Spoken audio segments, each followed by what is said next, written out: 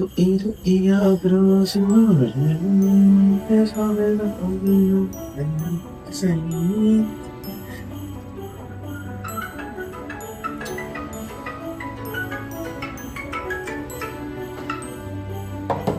الو، ايه الدنيا عملتوا ايه؟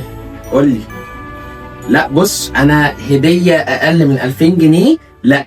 انا السنه اللي فاتت جات لي هديه وحشه، مش هجيب هدايا غير لو هي هديه حلوه. انت بتتخانق مع مين؟ صوتك عالي ليه؟ بيكلموني في الشغل عشان نتفق على هديه الكريسماس وراس السنه، اها، وبيقولوا لي لازم تجيب هديه غاليه. قلت لهم السنه اللي فاتت جبت هديه غاليه وجالي هديه ما كانتش حلوه. بتشرب ايه؟ هوت شوكليت. ايه؟ احنا في صيام. شويه لبن صغيرين. شوية لبن صغيرين؟ كريسماس بقى كسان طيبه. لا تعالى لي بقى. وادي يا ستي الهوت شوكليت.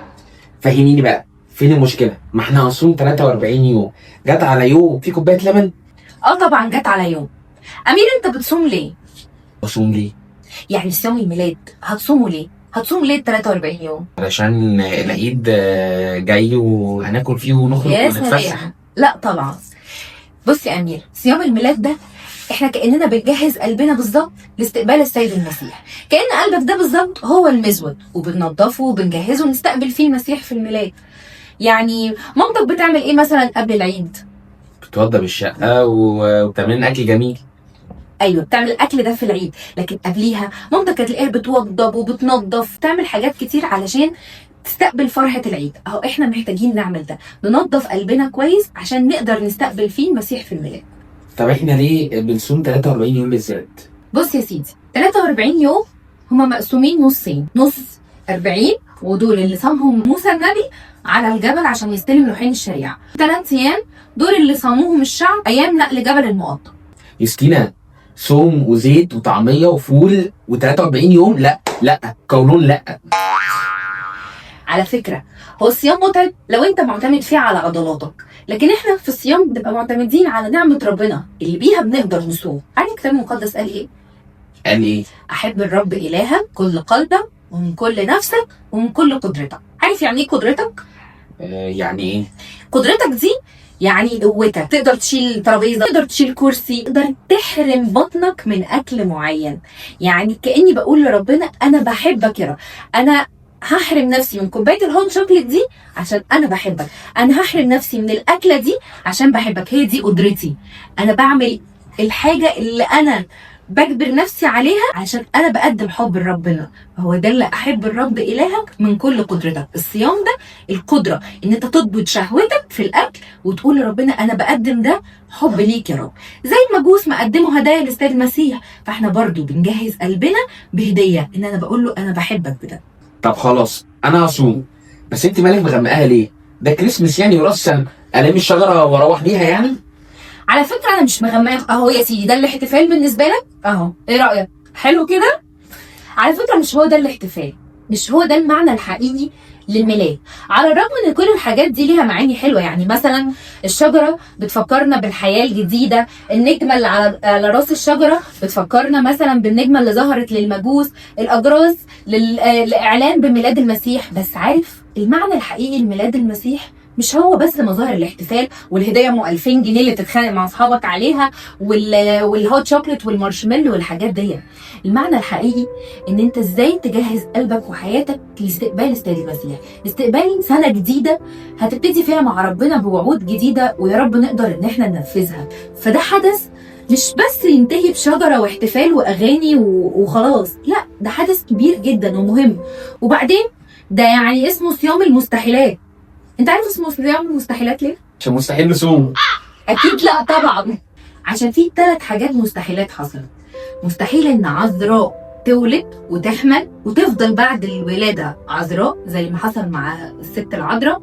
مستحيل ست عجوزه معديه 90 سنه تحمل وتخلف زي ما حصل مع اليصابات. ومستحيل جبل يتنقل من مكان لمكان زي ما حصل في نقل جبل المقطم. علشان كده الصيام ده بتحصل فيه حاجات كتير مستحيله. مستحيل ان انا ابعد عن خطيه او عن شهوه، لكن بالصيام وبالصلاه تحصل. مستحيل طلبه تتحقق، لكن بالصوم والصلاه تحصل. فالصوم والصلاه سلاح قوي جدا تحصل بيه اي حاجه مستحيله. هما مش بيصوموه من زمان؟ هو مش من زمان قوي. صيام الميلاد ابتدى من بعد سنة 1000 ميلادية، أيام البابا خريستوزور، ده البابا 66. وعلى فكرة ده صيام من الدرجة التانية، يعني تقدر ناكل فيه سمك مش صعب زي ما انت بتقول. وبعدين صيام كله بساطة وفرح، يعني مثلا مش زي الصيام الكبير كله مطانيات وطقوس أكبر من الصيام دوت. حتى المجوس على الرغم ان هم ملوك، بس البساطة والتواضع لمس قلبهم أول ما دخلوا لقوا ملك جوه مزود وركعوا قدامه. تخيل جايين يدوروا على ملك ما لقوهوش في قصور، بس لقوه جوه مزود. من هنا روحوا حياتهم مختلفة تماما عما جم من بلدهم. خلاص انا كده هصوم ومش هشرب وات شوكليت وعرفت كمان ان صوم المستحيلات صوم الميلاد لازم اقضي حاجه قدامي وتبقى مستحيله او صعبه شويه واصوم علشان ربنا يحلها لي. برافو أميرة، أنا مبسوطة إن أنت فهمت اللي أنا قلته.